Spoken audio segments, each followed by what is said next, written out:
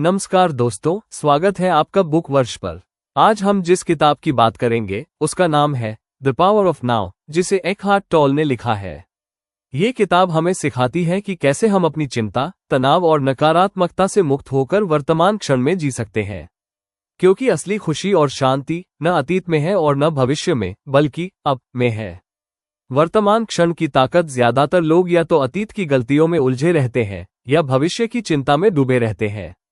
एकहार्ट toll कहते हैं, आपकी असली जिंदगी सिर्फ अभी इस पल में है। अगर आप वर्तमान क्षण पर ध्यान देंगे तो आपका मन शांत होगा और आप सही निर्णय ले पाएंगे।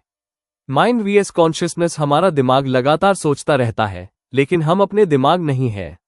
असली मैं हमारी चेतना है जो विचारों को देख सकती है।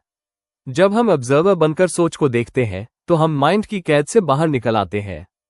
पेन बॉडी और सफरिंग, हर इंसान के अंदर एक पेन बॉडी होता है, यानी पुराने दुख और भावनाओं का संग्रह। जब हम नेगेटिव सिचुएशंस में रिएक्ट करते हैं तो ये पेन बॉडी और मजबूत होता है। लेकिन अगर हम अवेयरनेस के साथ उसे देखें तो धीरे धीरे उसका असर कम हो जाता है। ईगो का भ्रम, हम में से ज्यादातर लोग अपने आप को ईगो के आधार पर पहचानते हैं, मेरा नाम, मेरी नौकरी, मेरी चीजें। लेकिन असली पहचान इससे कहीं गहरी है। जब आप ईगो को छोड़ते हैं और खुद को प्योर कॉन्शियसनेस समझते हैं, तब आपको सच्ची इनर पीस मिलती है। सरेंडर और एक्सेप्टेंस, जीवन में बहुत सी बातें हमारे नियंत्रण में नहीं होती। इस किताब का संदेश है, जिसे आप बदल नहीं सकते उसे स्वीकार करें।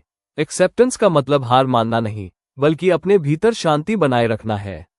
द नाउ इज फ्रीडम, जब हम पूरी तरह से अब में जीते हैं तो हमें पास्ट और फ्यूचर की जंजीरों से आजादी मिलती है।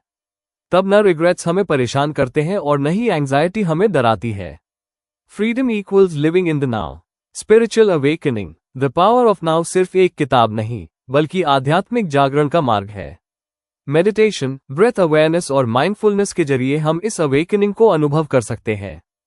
कंक्लूजन ये है दोस्तों, द पावर ऑफ नाउ हमें याद दिलाती है कि असली जिंदगी कहीं और नहीं, बल्कि इसी क्षण में है। अगर आप हर पल को पूरी तरह जीना सीख लेंगे तो तनाव, दुख और भय खुद ही दूर हो जाएंगे। और यही असली सफलता और खुशी की कुंजी